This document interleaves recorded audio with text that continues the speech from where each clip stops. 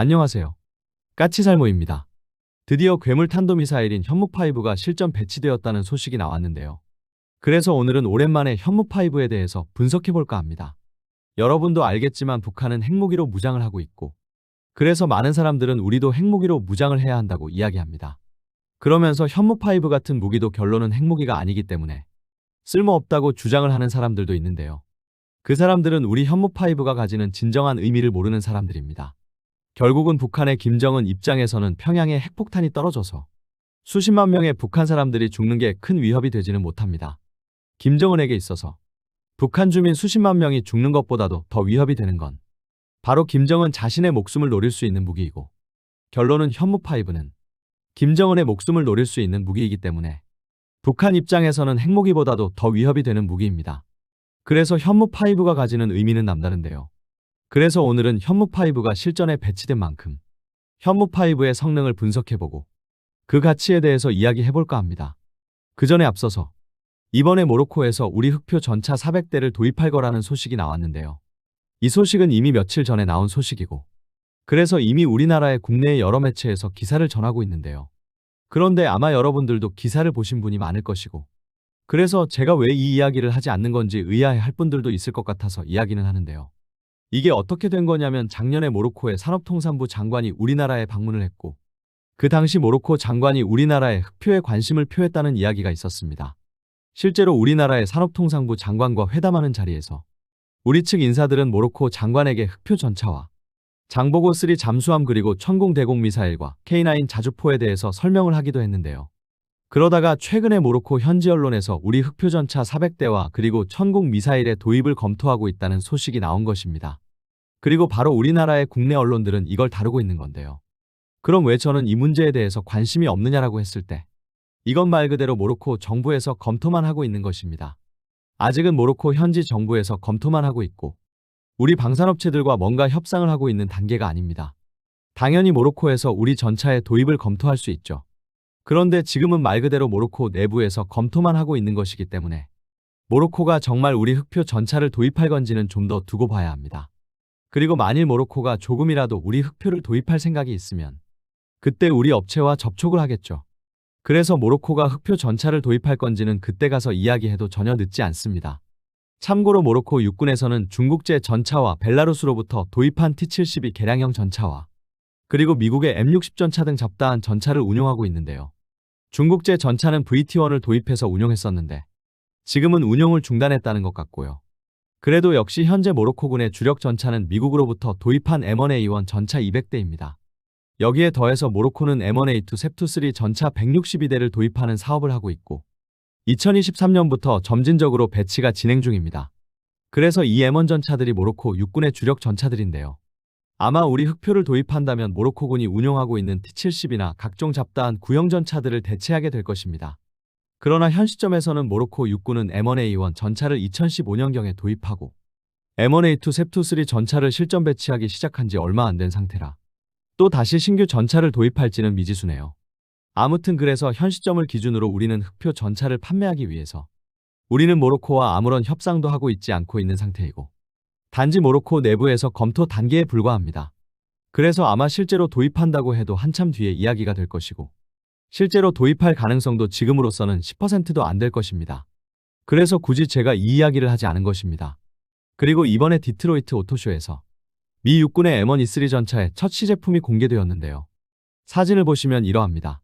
솔직히 이 모습을 보고 저도 좀 놀랐는데요. 왜냐하면 분명 기존까지는 M1 E3 전차는 기존 M1과는 완전히 다른 새로운 전차라고 알려져 있었고, 그래서 과거 2022년에 GD에서 공개했던 에이브람스 X와 비슷할 것이라고 예상을 했는데요. 오히려 에이브람스 X보다는 기존 M1 전차와 거의 비슷한 모습으로 공개되어서 저도 좀 놀랐는데요. 그리고 사실상 아직은 이 전차의 특성에 대해서도 공개가 된 게 없어서 더 할 말이 없습니다. 지금까지 알려진 바에 따르면 추진 시스템은 하이브리드 추진 시스템을 사용한다고 하고요. 그리고 자동장전 장치와 새로운 주포를 탑재했고 구경은 그대로 120mm를 유지하는 것으로 알려져 있고요. 당연히 AI나 스텔스 성능도 구현되어 있다고 합니다. 사람들이 하는 이야기를 들어보니 기존 형상을 유지한 이유가 스텔스 성능 때문이라고 하는데요. 여러분도 잘 아시겠지만 원래 M1 전차가 넓은 면적에 장갑판 몇 개를 조합하는 형태로 되어 있고 지금 그대로의 모습으로도 충분히 훌륭한 스텔스 형상이기 때문이라는 이야기입니다. 그래서 전차에서 발생하는 각종 열이나 전자기파의 노출을 줄여서 스텔스 성능을 높였지만 형상은 그대로 유지했다고 합니다. 한마디로 말해서 기존 M1 전차의 형상을 그대로 유지하고 있는 이유가 스텔스 성능 때문이라는 거죠. 아무튼 그래서 이 전차는 올해 하반기부터 시험에 들어간다고 하는데요. 원래는 미국에서는 승무원을 3명으로 줄이고 그리고 포탑을 무인화하고 3명의 승무원을 전차 전방의 캡슐형 승무원실에 탑승시키고 전차의 무게도 기존 대비 10톤을 줄인다고 했었는데요. 과연 이 전차가 기존의 미국 내에서 이야기하던 모든 요소를 포함하고 있는지는 아직은 알려져 있지 않네요. 그래서 최소한 지금으로서는 이 전차의 성능을 정확히 알 수는 없습니다. 그러나 한 가지 확실한 건 이 전차가 4세대 전차는 아니고 여전히 3.5세대 후반 전차이고 아마 앞으로는 국제시장에서 우리 흑표 PL과 경쟁을 하게 될 것입니다. 아무튼 그래서 실로 몇십 년 만에 미국에서 새로운 전차가 등장을 한 건데요. 과연 이 전차의 성능이 어느 정도인지는 좀 더 지켜봐야 할 것 같네요. 그럼 이런 이야기는 여기까지 하고 다시 현무5 이야기로 넘어와서 여러분도 알겠지만 이번에 우리 군에서 현무5 탄도미사일이 실전 배치되었다고 발표를 했는데요. 현무5는 작년 말부터 순차적으로 배치에 들어가고 있는 상태라고 합니다. 그래서 오늘은 현무5의 성능에 대해서 분석을 해볼까 합니다. 물론 기존에도 저는 현무5를 여러 번 분석했지만 이 무기는 기밀 무기이고 그래서 많은 부분이 베일에 가려 있습니다. 그러나 당연히 시간이 지날수록 정보의 양은 증가하고 있기 때문에 이번 분석은 기존 분석의 업데이트라고 하는 게 옳을 것입니다.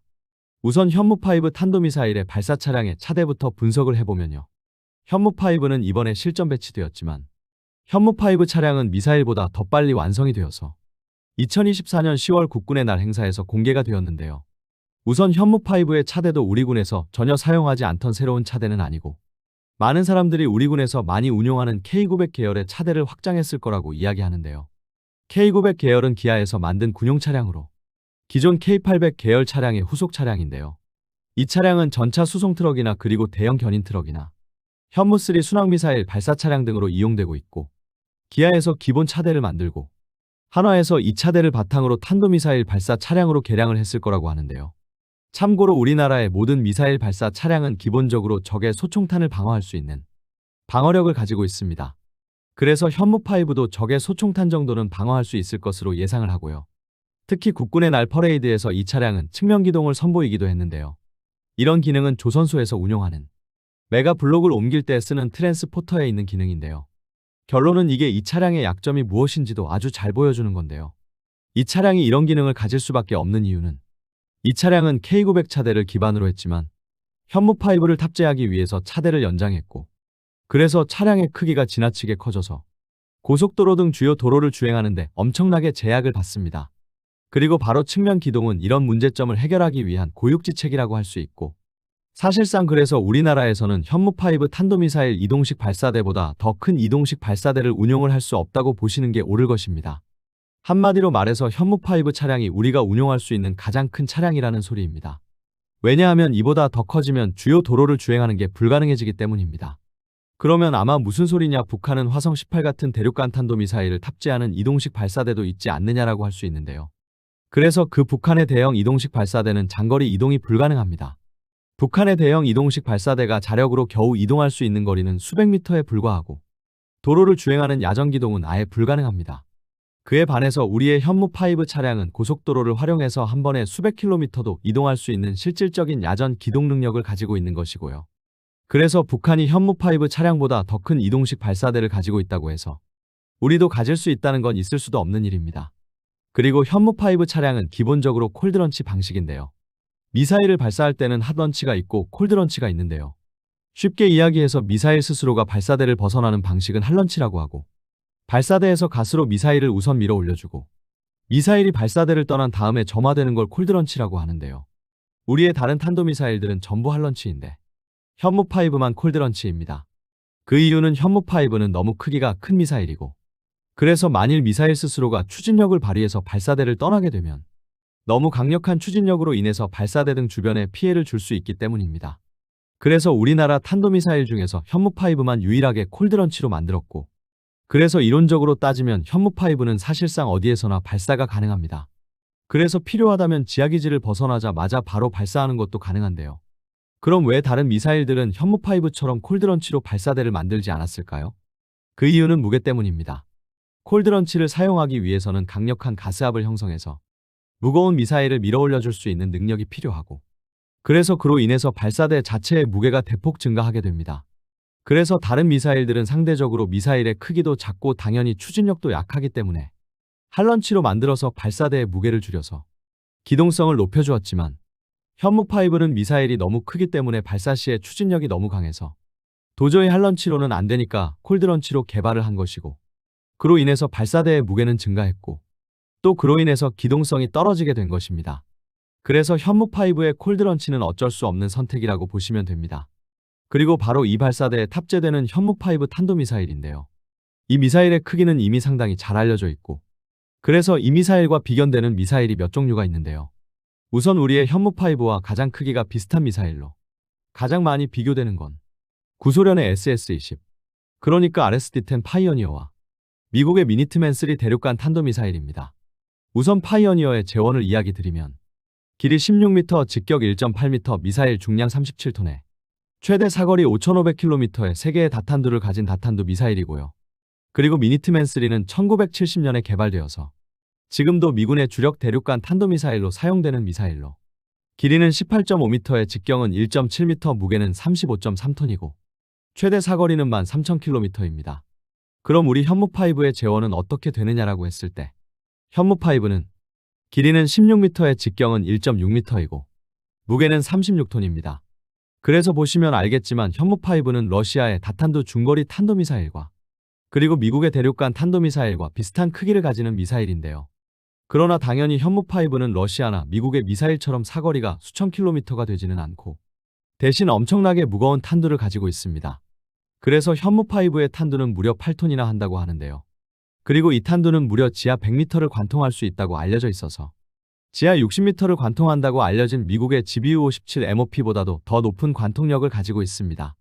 그럼 현무5는 어떻게 이런 높은 관통력을 가지고 있느냐라고 했을 때, 그게 가능했던 이유는 한국판 에글린강과 지능형 신관 때문인데요. 우선 한국판 에글린강부터 살펴보자면 기본적으로 관통탄에는 초고강도 강이 사용되고, 이런 초고강도 강으로는 대표적으로 마레이진강이 있습니다. 현 시점을 기준으로 마레이진강은 개발된 지 오래되었고, 그래서 그 조성표조차도 이미 공개되어 있는데요. 그럼 우리가 현무5의 마레이진강을 사용하느냐라고 했을 때, 문제는 마레이진강에는 대량의 니켈과 코발트 그리고 몰리브덴이 사용되고 있고, 이 금속들은 히토류라고 해서 각종 전자장비를 만드는 데도 많이 사용되어서 가격이 엄청나게 비싼 희귀금속이라는 게 문제입니다. 그래서 당연히 이 금속들로 만들어진 마레이진강도 엄청나게 비싸고, 이걸 수톤에 달하는 관통탄에 사용한다는 건 사실상 비용적으로 불가능합니다. 그래서 비싼 금속의 비율을 대폭 줄인 관통탄용 고강도강을 미국에서 개발을 해서 벙커버스터에 사용을 했는데요. 그게 에글린 강입니다. 이 에글린 강은 에글린 공군기지 주변에 있는 연구소에서 개발을 했다고 해서 에글린 강이라고 알려져 있는데요. 그리고 당연히 우리나라도 에글린 강에 준하는, 아니 좀 더 성능이 뛰어난 새로운 고강도강을 개발했고, 당연히 우리의 신형 고강도강은 기밀 사업으로 개발되었으나 지금은 많이 알려져 있는데요. 이게 알려진 이유가 국방과학연구소에서 우리가 개발한 한국판 에글린강을 민간산업에서도 사용할 수 있게 하기 위해서 그 성분표를 공개를 해서입니다. 그래서 바로 이런 이유로 우리의 고강도강의 성능은 이미 공개되어 있는데요. 그래서 이미 오래전에 우리는 미국의 에글린강보다 더 뛰어난 한국판 에글린강을 개발했다는 건 오래전부터 알려져 있고, 당연히 현무5에도 이 한국판 에글린 강이 사용된 것으로 알려져 있습니다. 그리고 그 다음으로 중요한 게 바로 강화표정용 지능 신관이돼요. 쉽게 이야기해서 이 신관은 관통탄이 지하에 침투했을 때 지하에 공간이 있는 걸 알아내고 그 지하의 공간에서 기폭을 시켜주는 신관인데요. 이 강화표정용 지능 신관은 2000년도 초반부터 국방과학연구소에서 개발에 들어갔습니다. 그리고 지금은 이 신관도 개발에 성공해서 현무5에 탑재되어 있는데요. 그리고 이 신관의 핵심 부품이 바로 가속도계입니다. 이게 쉽게 이야기해서 지하에 침투한 관통탄이 지하 벙커의 위치를 알아내는 원리가 무엇이냐면 바로 가속도입니다. 한마디로 말해서 관통탄이 안반층을 관통해서 들어가다가 갑자기 비어있는 공간에 나오면 관통탄의 속도가 증가하게 되고, 그 속도 차이를 바탕으로 신관이 폭발하게 되는데요. 그 속도 차이를 알아내는 게 가속도계입니다. 그런데 우리는 신관은 이미 개발했으나 이 신관의 핵심 장비라고 할 수 있는 가속도계는 미국에서 수입을 했는데요. 그런데 국방과학연구소는 극초음속 유도 무기체계 고충격 가속도 센서 설계 기술이라는 사업을 2020년부터 시작해서 2023년까지 해서 국산 가속도계를 개발하는 데 성공을 했습니다. 그래서 우리의 강화표 적용 지능 신관은 지금은 100% 국산 부품을 사용하고 있습니다. 그런데 문제는 우리가 국산 가속도계를 개발한 이유인데요. 당연히 미국으로부터 수입해서 쓰던 장비를 국산화하는 의미도 있지만 또 다른 의미는 바로 우리가 앞으로 개발하게 될 극초음속 관통탄에 적합한 신형 신관을 개발하기 위해서는 기존 가속도계로는 불가능하기 때문입니다. 왜냐하면 기존 강화표 적용 신관은 이 가속도계의 성능 때문에 마하 4에서 5 정도까지만 사용할 수 있었기 때문입니다. 그래서 현무5도 최대 속도는 마하 10 이상이지만 지표와 충돌을 할 때는 회피 기동을 해서 낙하 속도를 줄이게 되어 있습니다. 그래서 현무5는 낙하 속도를 줄여서 지표와 충돌을 할 때는 마하 5 이하로 지표와 충돌을 하는 것입니다. 그런데 여러분도 알겠지만 우리나라는 지금 극초음속 무기들을 개발하고 있고 결론은 극초음속 무기들은 지표와 충돌하는 속도가 탄도미사일보다 높습니다. 그래서 극초음속 무기들의 성능을 극대화하기 위해서는 현무5처럼 감속을 해서는 안 되고 아주 높은 속도로 지표와 충돌을 해야 하는데요. 그런데 문제는 지금의 신관으로는 그게 불가능하기 때문에 우리는 미국으로부터 수입해오던 가속도계를 국산화하고 지금은 새로운 가속도계를 개발해서 지표와 더 빠른 속도로 충돌을 해도 견딜 수 있는 새로운 신관을 개발 중입니다. 그래서 제가 이야기했던 게 우리가 새로운 극초음속 활공체를 개발하고 있다는 이야기입니다. 분명 현무5는 엄청난 무기임에는 틀림없는 사실입니다. 그런데 문제는 현무5는 사실상 우리가 보유할 수 있는 가장 큰 탄도미사일입니다. 현 시점을 기준으로 우리는 현무5보다 더 큰 탄도미사일을 개발할 수는 없습니다. 왜냐하면 현무5보다 더 큰 탄도미사일을 개발하면 더 큰 탄도미사일 이동식 발사대를 개발해야 하고 그럼 당연히 도로에서의 기동성에 엄청나게 제약을 받기 때문입니다. 한마디로 말해서 현무5가 도로를 통해서 이동 가능한 가장 큰 탄도미사일이라는 것입니다. 그래서 우리는 앞으로 현무5보다도 더 큰 탄도미사일을 만들 수는 없습니다. 만일 우리가 현무5보다 더 큰 미사일을 만들고 이걸 탄도미사일 이동식 발사대에 탑재하게 되면 마치 북한의 화성 18이 너무 큰 이동식 발사대로 인해서 제대로 기동을 하지 못해서 너무 쉬운 공격 목표가 되는 것처럼 우리의 탄도미사일도 적의 공격에 상당히 취약해질 수 있기 때문입니다. 그래서 지금 우리가 해야 하는 일이 무엇이냐면 바로 현무5의 크기를 유지하면서 탄도미사일의 성능을 극대화시키는 것입니다. 그리고 우리가 현무5의 크기를 유지하면서 탄도미사일의 성능을 극대화하는 방법으로 선택을 한 게 극초음속 미사일인 것입니다. 그래서 우리는 극초음속 미사일을 개발 중인 건데요. 그 미사일이 이름이 무엇인지는 저도 모릅니다. 분명 우리는 신형 미사일을 개발하고 있고 그래서 그 신형 미사일을 현무6나 7으로 이야기하는 사람도 있지만 그 신형 미사일의 실제 이름이 무엇인지는 우리가 알 방법은 없고 다만 제가 현 시점에서 여러분에게 이야기 드릴 수 있는 건 우리는 극초음속 활공체를 개발 중이고 우리가 개발하는 극초음속 활공체는 고관통탄이라는 사실뿐입니다. 그리고 우리는 현무5에 적용된 고관통탄용 신관보다 더 높은 압력 가속도를 견딜 수 있는 새로운 신관을 개발하고 있다는 사실뿐입니다. 한마디로 말해서 현 시점을 기준으로 우리 미사일 개발자분들이 개발하고 있는 건 현무5보다 더 큰 탄도미사일이 아니라 현무5의 크기를 유지하면서 그 위력을 더 극대화하는 미사일인 것입니다.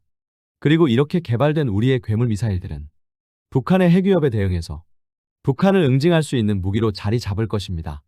제가 앞에서도 이야기했지만 북한은 핵무기를 가지고 있고 우리는 핵무기를 가지고 있지 못합니다.